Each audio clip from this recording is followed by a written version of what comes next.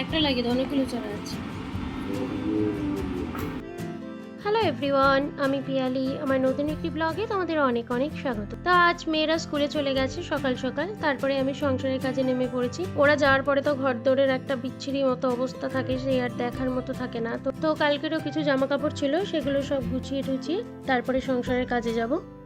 তো ওর বাবা আজকে একটু দেরি করেই উঠেছে, তাই এত দেরি করে আজকে চা বসানো।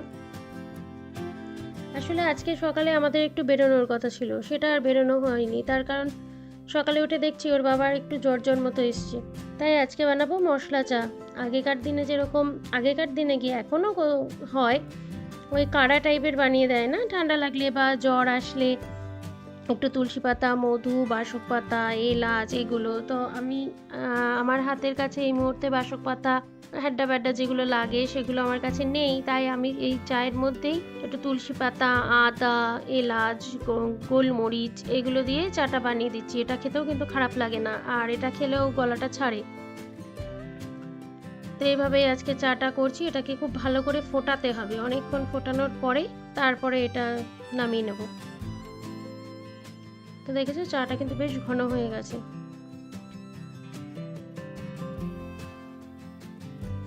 তো ওদিকে বাজারে পাঠিয়েছি, দেখি আজকে কি বাজার নিয়ে আসে। ততক্ষণ আমরা সকালের চা জলখাবার একটু খেয়ে নিই।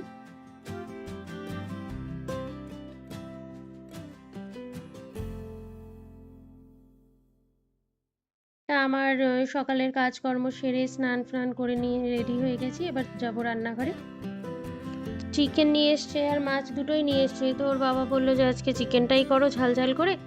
তো কিন্তু রোজ এই পেঁয়াজ আদা রসুনের নর্মাল যে চিকেন হয় সেটা আর ভালো লাগছে না, তাই ভাবছি আজকে একটু চিকেনের রেজালা করব। ওটাতে যেহেতু কেওড়া জল থাকে, তো এটাতে একটু গলায় ঝাঁঝ ঝাঁঝ লাগবে, আর বেশ কিছুটা গোলমরিচ দিয়ে করব। তো চলো শুরু করি কাজ বাজ আজকে।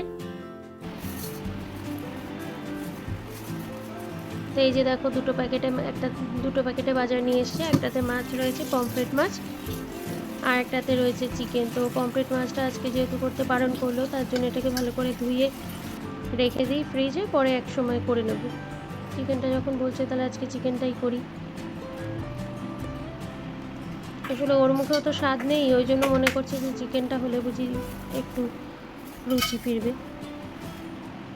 তো এই ধোয়াধুয়ির বড় ঝামেলা, এই চিকেনের এই পালকগুলো লেগে থাকে, তারপর চিকেনটাকে ভালো করে না ধুলে না কীরকম একটা লাগে। তো এটাকে খুব ভালো করে অনেকবার জলে ধুয়ে নিতে হবে, আর একটা একটা করে পরিষ্কার করে নিচ্ছি। এই দেখো চিকেনের এই জিনিসগুলো কীরকম লাগে না, একটা বিচ্ছিরি। এগুলোকে ভালো করে পরিষ্কার করে না ফেললে না খাওয়া যায় না। আর এর মধ্যে তো অনেক রক্তও থাকে, তাই এগুলোকে অনেকবার করে ধুয়ে নিয়েছি। এখন কিন্তু পরিষ্কারই লাগছে। তো এবার আমার বাকি আরও কিছু কাজ আছে, সেগুলো করার আগে চিকেনটাকে ম্যারিনেট করে রাখি। এটাকেও তো ম্যারিনেট করতে মোটামুটি 1.5-2 ঘন্টা সময় তো দিতেই হবে। তো যে রেজালার মেন ইনগ্রেডিয়েন্টস হচ্ছে এই পোস্ত বাটা আর কাজু বাটা। তাই আগে পোস্ত আর কাজুটাকে বেটে নিই, অল্প একটু জল দিয়ে বেটে নেব। কিন্তু ভালো পেস্ট হয়ে গেছে। এবার যেহেতু আমার কাছে 1 কেজি চিকেন রয়েছে, তো এটাতে প্রায় 250-300 মতো দই লাগবে। আমার ঘরেই দইটা ছিল, আমি সেটাই সম্পূর্ণটা ব্যবহার করে ফেলছি।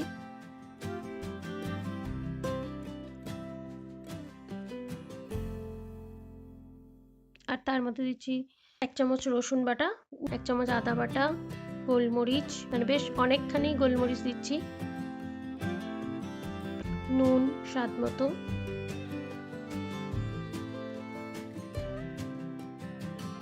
আর দিয়ে দেবো কাঁচা লঙ্কা বাটা। যেহেতু ঝাল ঝাল করবো, কাঁচা লঙ্কা বাটা। এটাকে এবার ভালো করে মিশিয়ে নেব। প্রথমে চামচ দিয়ে মেশাচ্ছি, কিন্তু চামচ দিয়ে ঠিক নাড়াতে পারছি না, তাই এই অগত্যা হাতে লাগিয়ে নিলাম, কারণ হাত ছাড়া কিন্তু ম্যারিনেশনটা একদমই ভালো হয় না। তাই এটাকে না বেশ কিছুক্ষণ ম্যারিনেট করতে হবে। যতটা ভালো করে ম্যারিনেট করবো ততটাই এটার স্বাদটা আসবে। বেশ ম্যারিনেট হয়ে গেছে। এবার এটাকে 1.5 থেকে 2 মতো এটাকে ঢেকে রেখে দেবো। প্রচণ্ড গরম পড়েছে সকাল থেকে, তাই সকালের খাবারটা খেয়ে জাস্ট ঘরে চলে এসেছি, আর রান্নাঘরে থাকতে পারছি না। কিছুক্ষণ কাটিয়ে তারপরে যাবো গিয়ে রান্না করব। চিকেনটা তো ম্যারিনেট করাই আছে, তো রান্নাটা তাড়াতাড়ি হয়ে যাবে। আজকে শুধু ভাত আর চিকেন করছি এবেলা।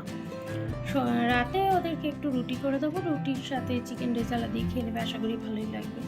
আর দেখো আমার ট্যান পরে স্কিনটার কি অবস্থা, আমার ভালো লাগছে না।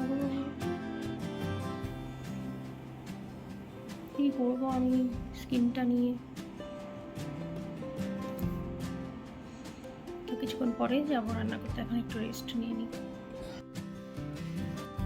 আবার চলে এলাম রান্নাঘরে। বসে থাকলে তো হবে না, কাজ তো করতেই হবে, সে গরম লাগুক আর শীত লাগুক। তাই কড়াতে ফার্স্টে সর্ষের তেল দিয়ে দিচ্ছি। আর এটা তেলের থেকে না ঘিটা বেশি যাবে। এখানে বেশ উঁচু উঁচু 3 চামচ আমি ঘি দিয়ে নিচ্ছি।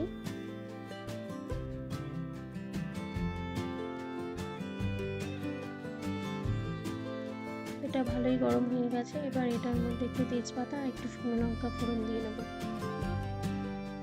তারপরে ওই যে মিক্সিতে আমি 3টে মতো বড় পেঁয়াজ পেস্ট করে রেখেছিলাম। এটাতে কিন্তু পেঁয়াজ কুচি যাবে না, পেঁয়াজ পেস্ট যাবে। এই পেঁয়াজ পেস্টটাকে দিয়ে দিলাম তেলের মধ্যে। এটা একটু ভাজা ভাজা হয়ে এলে তারপরে চিকেনটা দেবো। এবার এটাকে একটু ভেজে নিই। মোটামুটি একটু কালার চেঞ্জ হয়ে এসছে। এবার আমি ম্যারিনেট করা চিকেনটা দিয়ে দিচ্ছি। এটাকে ভালো করে নাড়িয়ে নিই। এই মুহূর্তে কিন্তু ফ্লেমটা একটু হাই থাকবে।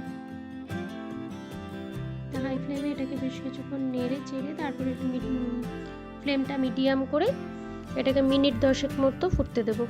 তো মিনিট 10 আমার হয়ে গেছে, মোটামুটি জলটা শুকিয়ে এসেছে। এটা জল খুব একটা লাগে না। তো এবারে দেবো ওই যে কাজু আর পোস্ত বাটাটা ছিল সেটাই এটার মধ্যে দিয়ে দেবো। তারপর এটাকে বেশ কিছুক্ষণ নাড়াচাড়া করে লো হিটে এটাকে মোটামুটি 10-15 মিনিট মতো আবার রান্না করব, অবশ্যই ঢেকে।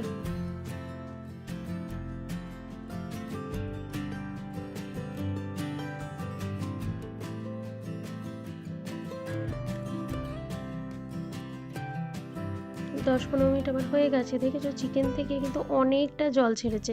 না এটাতে জলটা লাগে না। মাটন হলে আবার একটু জল দিতে হয়, কিন্তু চিকেনে একদমই জল লাগে না, চিকেন থেকে অনেকটা জল ছাড়ে।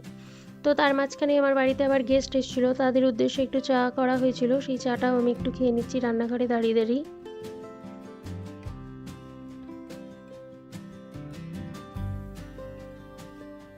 তার মধ্যে এটাকে বারবার নাড়াচাড়া করব আর ঢেকে ঢেকে রান্না করব। আমার রান্নাটা প্রায় হয়ে এসেছে। এবার এটার মধ্যে একটু কেশর দিয়ে দিতে হবে। ওটা একটু বের করে নিই, তাহলে 1 চিমটি ধরলে অনেকটা বেরিয়ে আসে। তো কেশরটাকে বক্স থেকে হাতে ঢেলে নিয়ে তারপরে এবার দিচ্ছি।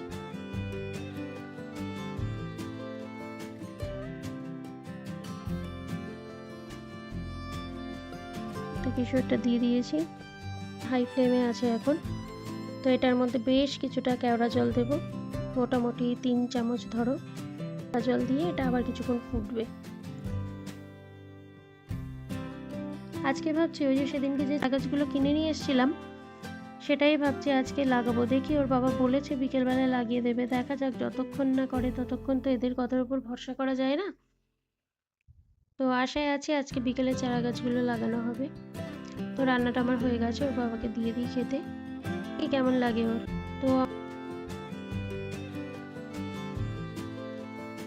আমরা চলে এসেছি এখন এই গাছগুলো কাটতে।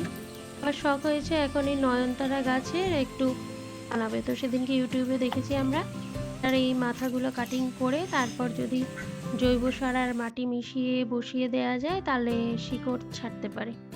তো সেই প্রচেষ্টাই চলছে। আমরা বেশ কিছুটা যেগুলো আমাদের বাড়িতে ছিল সেগুলোই কেটে নিচ্ছি। আর এদিকে এই যে ঘরের মধ্যে একটা প্লাস্টিক পেতে নিয়েছি, তার মধ্যে মাটিগুলো নিয়েছি। বাইরে তো প্রচণ্ড মশা, ওই জন্য আর যাইনি। আর এই যে চলে এলো ছোটটা, ওর সব লাগে।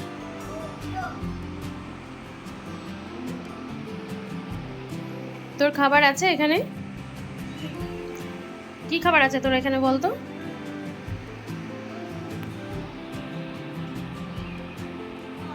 তো এখানে মাটি তৈরি হচ্ছে, ভালো করে জৈব সার আর মাটি মিশিয়ে দিচ্ছে ওর বাবা। আর আমি এদিকে এই যে গাছগুলো কাটছি, বলেছি একটু ভিডিও ধরে দিতে, দেখো কীভাবে ধরেছে ভিডিওটা, একবার এদিকে নড়ছে একবার ওদিকে নড়ছে। এইভাবে আমিও কয়েকটা কাটছি, বলছে হচ্ছে না। তারপর আমি ছেড়েই দিলাম, ভাই তোমার জিনিস তুমি করো, আমি আর এর মধ্যে নেই, তুমি করো এগুলো।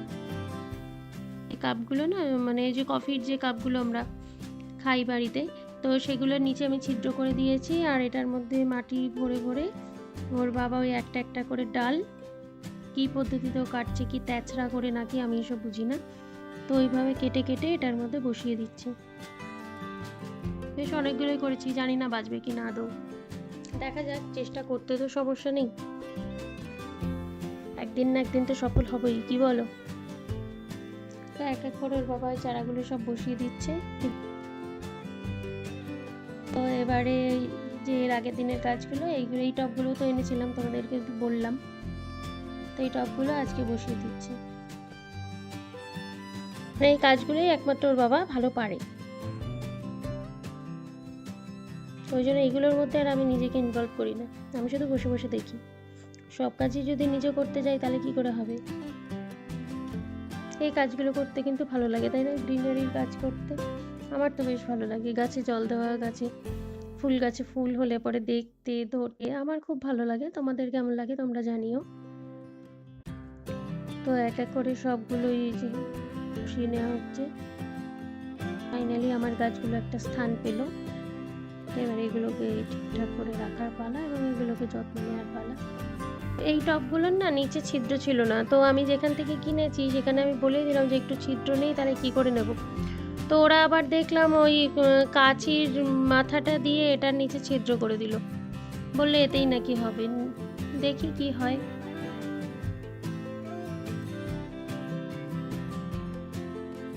গাছটা কিন্তু দেখতে ভালোই লাগছে, অরেঞ্জের মধ্যে গ্রিন, কি অপূর্ব লাগছে। এখন এগুলোকে তো সেট করে রাখতে হবে এক এক করে, তো ওদিকে ইনভলভ হয়ে যাব, তোমাদের সাথে আর গল্প করতে পারছি না।